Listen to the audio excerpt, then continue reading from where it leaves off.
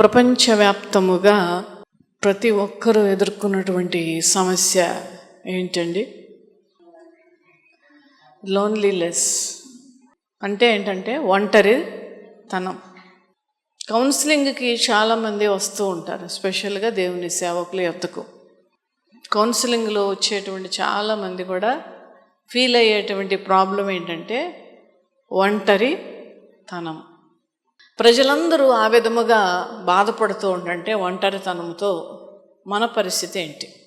మనం డిఫరెంట్ కదండి, మనము డిఫరెంట్. ఎందుకంటే మనము నిజమైన దేవుణ్ణి ఆరాధిస్తున్నాం, ప్రేమించేటువంటి దేవుణ్ణి ప్రేమిస్తూ ఉన్నాం, కాపాడేటువంటి దేవుణ్ణి మనము సేవిస్తూ ఉన్నాం, మనల్ని చూసేటువంటి దేవుణ్ణి మనము భక్తి చేస్తూ ఉన్నాం. మన పరిస్థితి ఏంటి? మనం ఎలా ఉండాలి?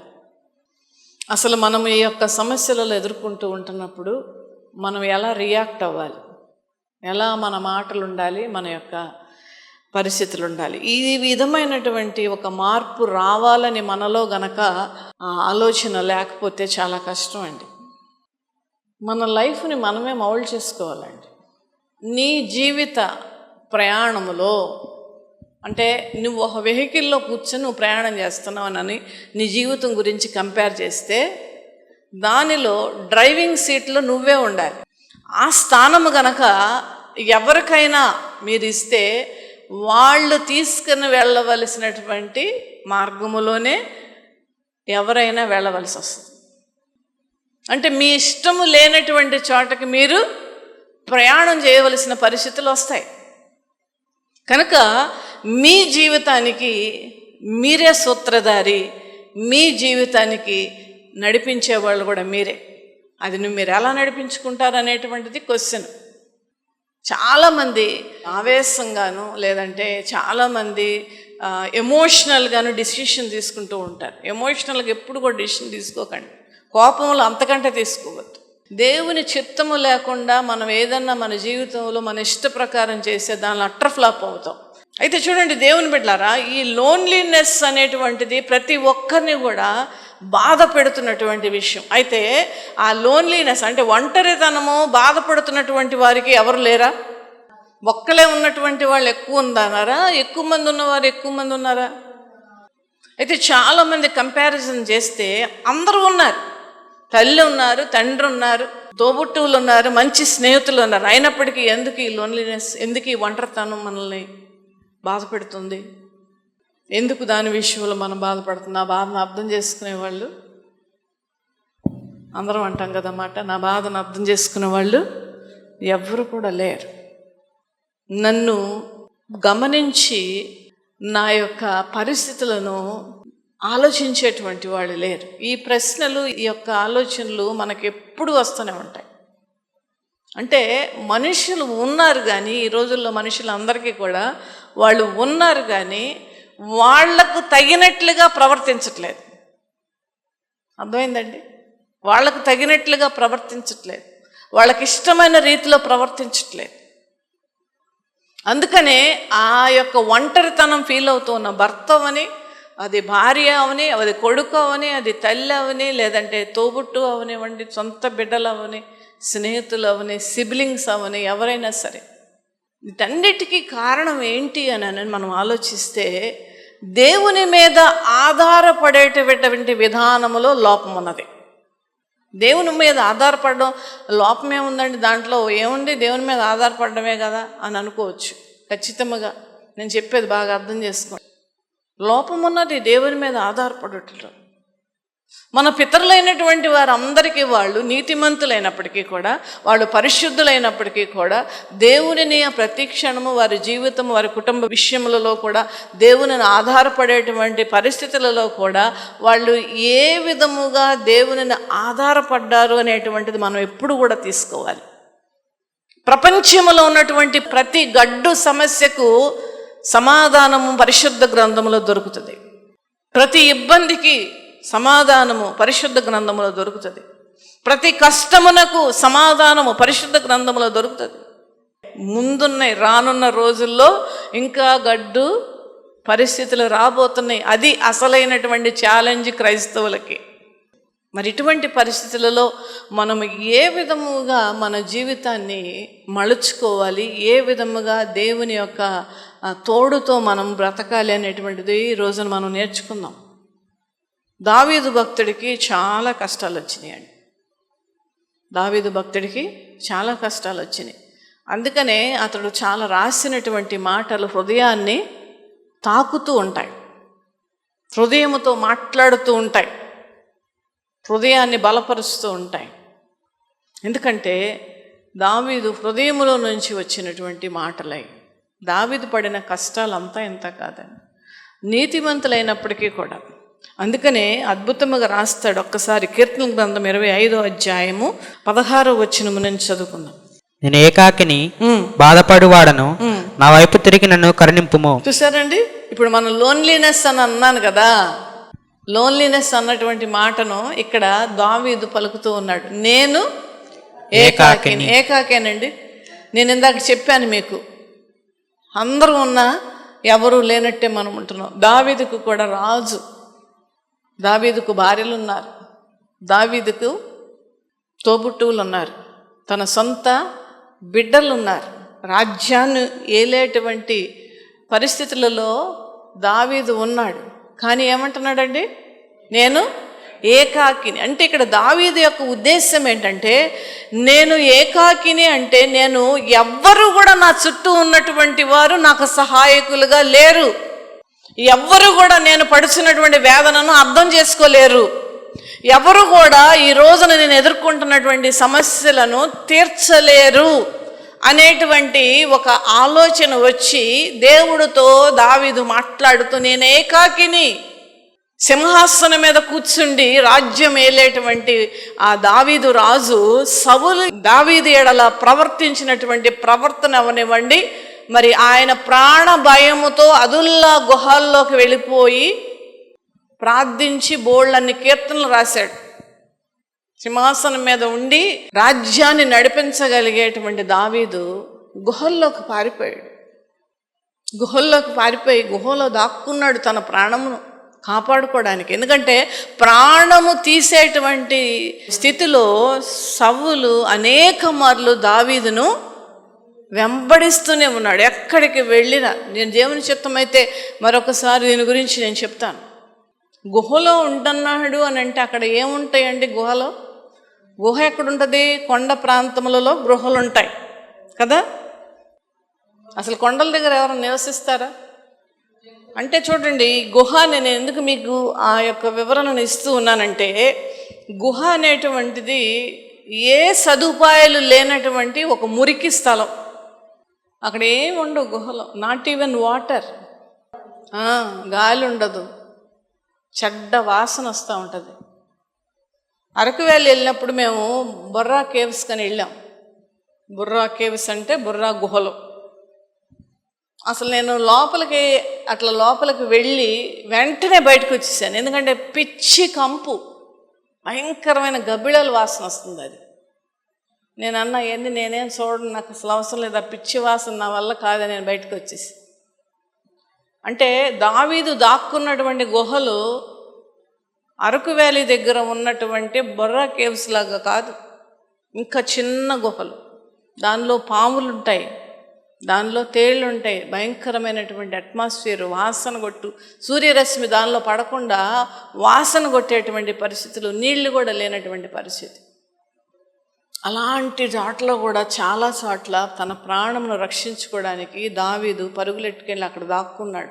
దాక్కుని చాలా కీర్తనలు రాశాడండి, చాలా కీర్తనలు రాశాడు. బహుశా ఇది కూడా అక్కడే రాసిండు, నేను ఏకాకిని. ఇప్పుడు ఆ గుహ దగ్గరకు వచ్చాడు. భార్య రక్షించగలదా? అతని సైన్యం రక్షించగలదా? అతనికి ఉన్నటువంటి తోబుట్టులు రక్షించగలరా? తన బిడ్డలు రక్షించగలరా? ఎవరు రక్షించలేదు. ఎందుకంటే ఎక్కడున్నాడు ఎవరికి తెలియదు, పారిపోయాడు, ఎస్కేప్డ్. అందుకని నేను ఏకాకిని. ఎంత మాట అండి అది, నేను ఏకాకిని, ఏకాకిని బాధపడేవాడను. అసలు ఒంటరితనంలోనే ఉంటూ ఉండంటే మళ్ళా అక్కడ దానికి తోడు బాధపడువాడను. నా వైపు తిరిగి నన్ను కరుణింపుము ప్రభువా, నా వైపు తిరిగయ్యా, నన్ను ఒక్కసారి చూడయ్యా. నా వైపు తిరిగి నన్ను కరుణించు. నీ కరుణలో నన్ను జ్ఞాపకం చేసుకో అయ్యా. కరుణ కటాక్షములు కలిగిన దేవుడు, నీ కరుణలో నన్ను జ్ఞాపకం చేసుకో. తర్వాత నా హృదయ వేదన అతి విస్తారములు విస్తారములు. అసలు హృదయ వేదన అంటేనే అది మనకే తెలుసండి, ఆ బాధ కదా. బాధ కంటే వేదన మించినటువంటిది. బాధ వేరు, వేదన వేరు. బాధ ఏంటంటే కొంత సమయం ఉండి వెళ్ళిపోయేది బాధ. అయితే వేదన అనేటువంటిది వెన్నంటి ఉండేది, మనతో పాటు ఉండేది. తింటున్నా అదే ఆలోచన, నీళ్లు తాగుతున్నా అదే ఆలోచన, ప్రయాణం చేస్తున్నా అదే ఆలోచన, పక్కన 10 మంది ఉన్నా అదే ఆలోచన. దానినే వేదన అంటారు. ఏం తినాలన్నా తినబుద్ధి అవదు, ఏం చేయాలన్నా చేయబుద్ధి అవదు. నా హృదయ వేదనలు అతి విస్తారములు. అసలు హృదయములో వేదన అంటేనే చాలా బాధ. వేదనలు అంటే ఎక్కువ, రకరకాలైనటువంటివి. ఈ రోజున మనం ఎదుర్కొన్నటువంటి ప్రతి ఒక్కటి కూడా అతి విస్తారం. నా హృదయ వేదనలు అతి విస్తారం. ఇక్కట్లలో నుండి నన్ను విడిపింపుము. ఇక్కట్లలో నుండి నన్ను విడిపింపుము ప్రభువా. నా బాధను నా వేదనను కనుగొనుము. ఎంత అద్భుతమైన మాట అండి ఇది. నా బాధను నా వేదనను కనుగొనడం అంటే అర్థం ఏంటి అంటే సెర్చ్ చేయని. ఈ మాటను దేవుణ్ణి అడగక్కర్లా మనం, అసలు అడగాలండి, అడగక్కర్లా. కానీ బాధతో దావీదు పలుకుతున్నటువంటి మాట. ఎందుకంటే దేవుడికి అన్నీ తెలుసు అండి, దేవుడికి అన్నీ తెలుసు. అన్నీ కొన్నిసార్లు భలే అద్భుతంగా సమకూరుస్తూ ఉంటాడు దేవుడు. అయినప్పటికీ ఈ బాధలో దావీదు ఆ విధముగా ప్రార్థన చేస్తూ ఉన్నాడు. నన్ను కనుగొను, నా బాధ కనుగొను. అంటే ఏ విధముగా నాకు బాధ వచ్చింది, ఏ విధముగా ఆ బాధ నన్ను కృషింపజేస్తూ ఉన్నది, ఏ విధముగా ఆ బాధ నన్ను కృంగదీస్తూ ఉన్నది, ఏ విధముగా ఆ బాధ వలన నేను కొట్టుమిట్టాడుతూ ఉన్నాను, దాని వలన నా ఆరోగ్యం ఎంతగా క్షీణించింది, దాని వలన నేను దేని విషయములలో కూడా నేను సంతోషముగా లేకుండా ఎలా బ్రతుకుతూ ఉన్నాను అనేటువంటి ఉద్దేశంతో దావీదు పలుకుతూ ఉన్నాడు. కనుగొనడం అంటే అదండి. నా బాధను నా వేదనను కనుగొనము, నా పాపములన్నిటిని క్షమించుము. ఎప్పుడు ప్రార్థన చేసిన దావీదు నా పాపములను క్షమించమనే ప్రార్థన చేశాడు. అంతేకాదు, తర్వాత చూడండి, నా శత్రువులను చూడము, వారు అనేకులు. ఆ శత్రువులు చూడయ్యా, ఒక్కసారి నువ్వు చూస్తే చాలు. నా శత్రువులను చూడు. వారు ఎంతమంది ఉన్నారంటండి? అనేకులు. క్రూర దేశముతో వారు నన్ను ద్వేషించుచు ఉన్నారు. మనిషిని ద్వేషించడం అనేటువంటిది ఎవరు కూడా తట్టుకోలేరండి.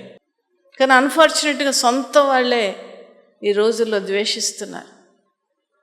ఎలాంటి మాటలు తల్లులతో పిల్లలు పలుకుతూ ఉన్నారో, తల్లిదండ్రులు పిల్లల గురించి ఎంతగా చెడ్డ మాటలు పలుకుతూ ఉన్నారు. తల్లి తండ్రి అనేటువంటి గౌరవం, నన్ను పెంచి పోషించారు అనేటువంటి ఒక భావం లేకుండా పలుకుతూ ఉన్నారు. భార్య భర్తను ద్వేషిస్తూ ఉన్నది, భర్త భార్యను ద్వేషిస్తున్నాడు. ఇది తట్టుకోలేరండి ఎవరు కూడా. మనుషులను ద్వేషించటం అనేటువంటిది ఎవరు తట్టుకోలేరు. ఇక్కడ ఈ విధమైనటువంటి ద్వేష జ్వాలలు రేగినాయి. అందుకే చూడండి, నా యొక్క శత్రువులను చూడు, వారు అనేకులు, క్రూర ద్వేషముతో వారు నన్ను ద్వేషిస్తూ ఉన్నారు. కొంతమంది చెప్పుకుంటూ ఉంటుంటే నాకు కూడా చాలా బాధ అనిపిస్తుంది. నువ్వు చచ్చిపో అని తిట్టేటువంటి భర్తలు ఉన్నారు. నీ పిల్లలు కూడా చచ్చిపోవాలని తిడుతున్నాడట.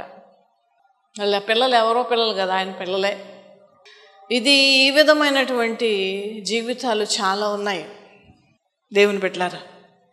ఈ లోన్లీనెస్ అనేటువంటి పరిస్థితులలో దావీదు ఏ విధముగా దేవునికి ప్రార్థన చేశాడో, ఏ విధముగా తన బాధను దేవుడికి చెప్పుకున్నాడో, ఏ విధముగా తన బాధలను వర్ణిస్తూ ఉన్నాడో దేవాది దేవునికి, మనము కూడా అదే విధముగా నేర్చుకోవాలి. ఇక్కడ ఒక్కసారి 102వ కీర్తన కూడా ఒకసారి చూద్దామండి. ఒక్కసారి ఈ యొక్క కీర్తన పైన రాసిన చదువున్నాను. దుఃఖము చేత ప్రాణము సొక్కినవాడు యెహోవా సన్నిధిని పెట్టిన మొర్ర. దేవుని యొక్క సన్నిధి గురించి నేను అందుకే అంత బాగా చెప్తాను. శుక్రవారం ప్రార్థనలు, మంగళవారం కూడా పెట్టబోతూ ఉన్నాను. ఉదయకాల సమయంలో ప్రార్థనలు. ఆసక్తి కలిగిన వారు రండి. దేవుని సన్నిధిని ప్రేమించండి. దుఃఖము చేత ప్రాణము సొక్కినప్పుడు ఎంత అద్భుతమైన మాట అండి. సొక్కడం అంటే అర్థం ఏంటంటే నలగొట్టబడటం. నలిగినటువంటిది ఏమైపోయిందంటే కుళ్ళిపోవడం, చెడు వాసన కొట్టడం. ఆ పరిస్థితి పీక్కి వెళ్ళిపోయింది. దుఃఖము చేత ప్రాణము సొక్కిన వాడు యెహోవా సన్నిధిని పెట్టిన మొర. దీనిలో ఒక్క మాట మాత్రమే నేను మీకు చెప్పి నేను ముగిస్తాను. ఇక్కడ ఒకసారి 102వ కీర్తన కూడా ఒకసారి చూద్దామండి. 3వ వచనం చూడండి ఒకసారి. పొగ ఎగిరిపోనట్లుగా నా దినములు తరిగిపోవచ్చున్నవి. పొగ ఎగిరిపోయినట్ట. పొగ వస్తే ఎట్లా అయిపోతుందంటే ఎగిరిపోయినట్టు ఉంటుంది పరిస్థితి. నా దినములు ఆ విధముగా అయిపోతాయి. అంటే ఒక గమ్యము లేకుండా. పొగ ఏంటంటే బయటికి అట్లా ఒకవేళ లోపల నుంచి బయటకు వచ్చినా, లేదంటే బయట ఏదన్నా కాలుతున్నటువంటి వెంటనే అట్లా డిసప్పేర్ అయిపోతుంది. అట్లా డిసప్పేర్ అంటే అదృశ్యం అయిపోతుంది. ఆ విధంగా అయిపోతున్నాయి నాకు రోజులు. తర్వాత కాలిపోయినట్లు నా ఎముకలు కాలిపోయినవి. ఒక మాట నేను అంటాను, దావీదు చాలా బలంగా మాట్లాడతాడండి. ఎముకలు కాలిపోతే బతుకుతారండి? అసలు శరీరం ముందుగా చర్మం కాలాలి, ఆ తర్వాత ఏం కాలాలి? కండ కాలాలి, కండ తర్వాత నరాలు కాలాలి. అవన్నీ అయిన తర్వాతే కదా ఎముకలకి. కానీ ఎందుకు ఈ మాట అంటున్నాడు? ఇది అసలు యాక్చువల్గా కరెక్ట్గా చెప్పాలంటే ఇది జరిగిందా? జరిగితే మాట్లాడగలుగుతాడా? జరగల. కానీ అతను బాధతో, ఆ ఫీలింగ్ అతడు అనుభవిస్తున్న బాధను వర్ణిస్తూ ఉన్నాడు. తన ఎముకలు అంటే ఎముకల నొప్పి చాలా భయంకరమైన నొప్పి. పొయ్యిలో నుండి కాలిపోయినట్లు నా ఎముకలు కాలిపోయినవి. పొయ్యిలో ఎలా కాలిపోతాయి, పుల్లలు కాలిపోయి బసెట్లాగా అయిపోతాయో అదే విధముగా నా ఎముకలు కూడా కాలిపోతున్నాయి. ఎండ దెబ్బకు వాడిన గడ్డి వలె నా హృదయం వాడిపోచున్నది. ఎండ దెబ్బకు వాడిన గడ్డి వలె నా హృదయము వాడిపోయి ఉన్నది. అసలు ఏం మాట అండి ఇది? నిజముగా బాధపడుతూ దావీదు రాసినటువంటి మాట. కొంతమంది పైకి మాటలు మాట్లాడతారు. గుండె జారిపోయిందండి. కొంతమంది గుండెలు కొట్టుకుంటున్నానండి అంటారు. గుండెలు కొట్టుకోగలం మనం, కానీ ఇక్కడ ఒరిజినల్ దావీదు ఏమంటున్నాడండి? ఎండ దెబ్బకు వాడిన గడ్డి వలె నా హృదయం వాడిపోయినది.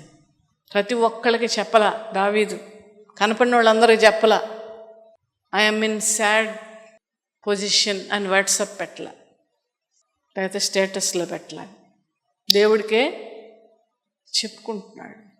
ఎవరు చేయగలరో, ఎవరు ఆ బాధను తీయగలరో, ఆ బాధలకు నివారణ ఎవరి యొద్ద ఉన్నదో, ఎవరు ఆ బాధలను అర్థం చేసుకుని దానిని పరిష్కరించగలరో వారికే చెప్తూ ఉన్నాడు. హల్లెలూయా, హల్లెలూయా. నిజముగా మనము కూడా ఇటువంటి ఎక్స్పీరియన్స్లోకి వెళ్తామండి చాలాసార్లు. ఎండకు గడ్డి ఎలా ఎండిపోద్దా వడదెబ్బకి, మన హృదయం కూడా అలా ఉంటుంది. శారీరకమైన వడదెబ్బ కొంచెం ఇంట్లోకి వచ్చేసి కొద్దిగా ఫ్యాన్ కింద వేసుకుని మజ్జిగ తాగితే సెట్ అయిపోద్ది. కానీ హృదయము వాడిపోతే ఎండకు ఆ బాధ, ఆ భయంకర తీవ్రమైన ఎండ బాధ అనేటువంటిది ఒక మానసికమైన వేదనతో ఉన్నప్పుడు, ఆ ఎండిపోయిన గడ్డి వలె ఉన్నప్పుడు మనం పడుతున్నటువంటి వేదన అది దేవునికే తెలుసండి. నా హృదయం అలా ఉన్నది. నిజంగానే ఇప్పుడు ఈ రోజున ఈ వాక్యం వింటున్నటువంటి మనమందరము కూడా ఇలాంటి పరిస్థితుల గుండా వెళుతూ ఉన్నాం. మన బ్రతికి ఎందుకో తెలియదు, మనం ఎవరి గురించి బ్రతకాలో తెలియదు. ఈ పరిస్థితుల గుండా చాలామంది వెళుతూ ఉన్నాం. పరిస్థితులు రకరకాలైనప్పటికీ కూడా భోజనము చేయుటకు నేను మరచి ఉన్నాను. నేను అడవిలోను గూడబాతును పోలి ఉన్నాను, పాడైన స్థలములలో పగిడి కంటె వలె ఉన్నాను. రాత్రి మెలుగుగా ఉండి ఇంటి మీద ఒంటరిగా నన్ను పిచ్చుకోవాలి అని నిద్ర పట్టట్లేదు. ట్యాబ్లెట్ల మీద ఉండేటువంటి వాళ్ళు చాలామంది ఉన్నారు. హృదయం అంతా నేను అనుకుంటాను ఒకసారి ఆ బ్రెయిన్లో ఉన్న నరాలన్నీ నెలలా కదులుతూ ఉంటాయేమో, టెన్షన్ ఉంటే అది నెమ్మళించవేమో, అందుకే ఒకవేళ నిద్ర పట్టదేమో. అందుకని ఇక్కడ దావీదు ఆ పరిస్థితి గుండా కూడా వెళ్ళాడు కనుక ఇక్కడ మాట్లాడుతున్నాడు. రాత్రి మెలకుగా ఉండి ఇంటి మీద ఒంటరిగా నన్ను పిచ్చుకోవాలి అని ఉన్నాను. రాత్రి మెలకు ఇంటి మీద ఒంటిగా ఉన్న పిచ్చుక వలె నేను ఉన్నాను. ఒంటిగా, ఒంటరితనం, ఒంటిగా, ఏకాకిని. అయితే బాధ అయితే దేవుడికి చెప్పుకున్నాడు, కానీ ఆ బాధ నివారణ ఇచ్చేటువంటి ఆ దేవుని మీద విశ్వాసం ఉంచాడు. ఆయన టైం వరకు ఎదురు చూశాడు. అయితే చూడండి దేవుని బిడ్డలారా, మనలను మనమే బూస్ట్ చేసుకోవాలి. ఎవరు వచ్చి చేయరండి, ఎవరు చేయరు. అది ఇంకొకళ్ళు చెప్పినా అది మన వల్ల కాదు. అది దాని ప్రకారం మనము నడుచుకోలేం. మనలను మనమే ధైర్యం పరుచుకోవాలి. అక్కడ పాట పాడాము. ఏం పాట పాడాము? ఊరుకో నా ప్రాణమా. ఎవరితో చెప్పుకుంటున్నారు ఇది? తన హృదయం, తన ప్రాణంతోనే చెప్పుకుంటున్నాడు. ఊరుకో ఊరుకో అని ఎందుకంటాం? పిల్లలు ఏడుస్తూ ఉంటుంటే ఏమంటాం? ఊరుకో అమ్మా, నాన్న వచ్చినప్పుడు తెస్తాడులే చాక్లెట్లు కదా.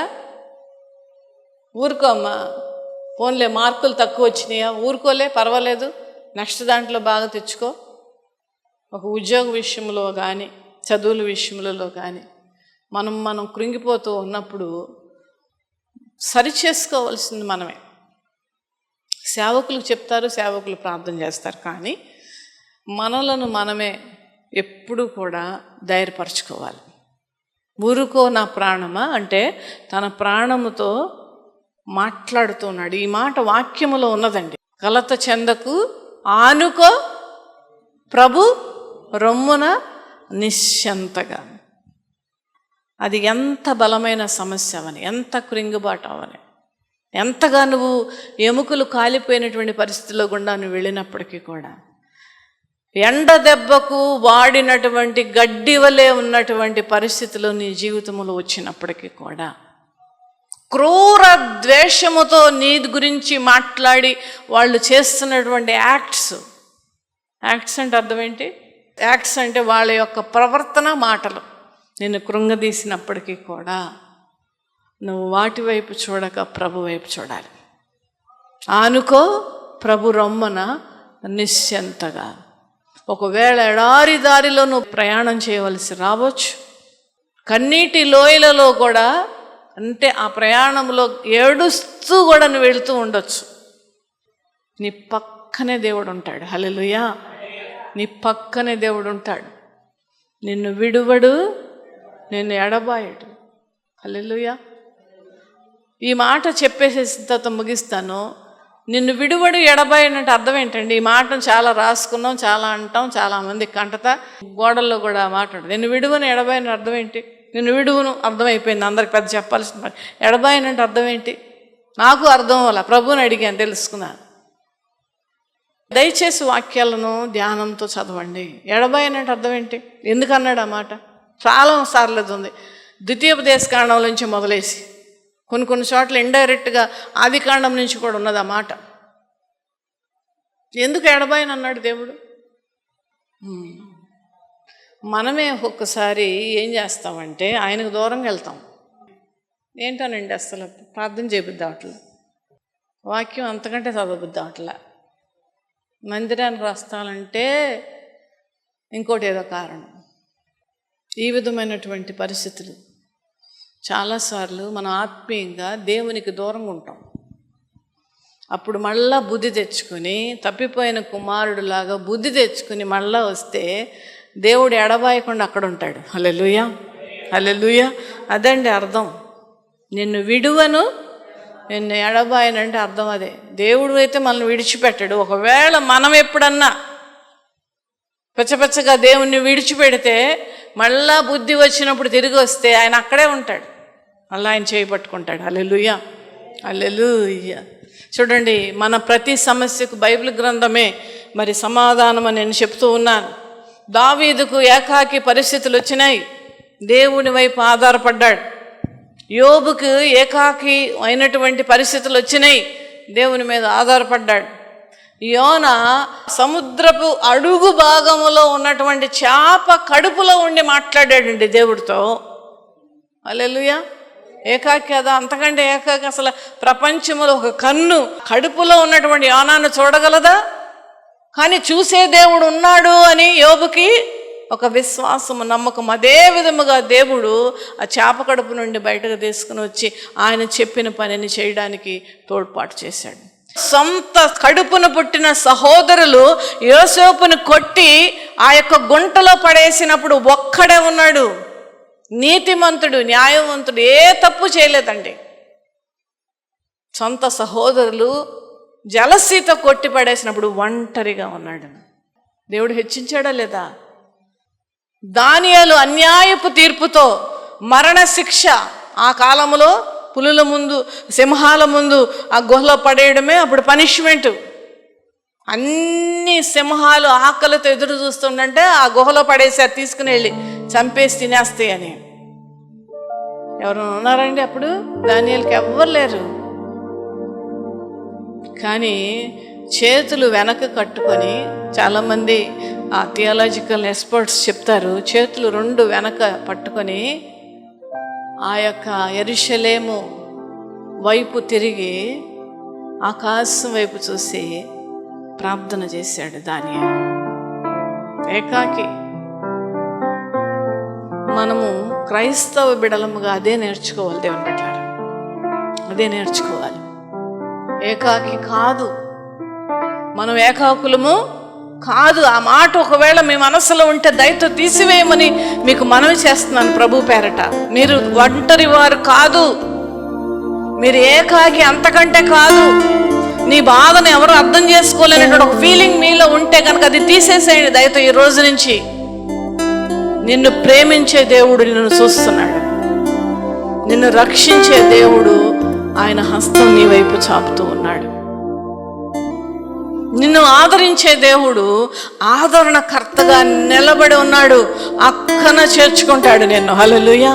ఎంత అద్భుతమైన మాట అండి భక్తుడు రాశాడు, అక్కన చేర్చుకుంటాడు నిన్ను. అక్కన చేర్చుకోవడం అంటే ఏంటంటే తల మెడ మీద చెయ్యి పెట్టి గుండెలకు హత్తుకోవడం.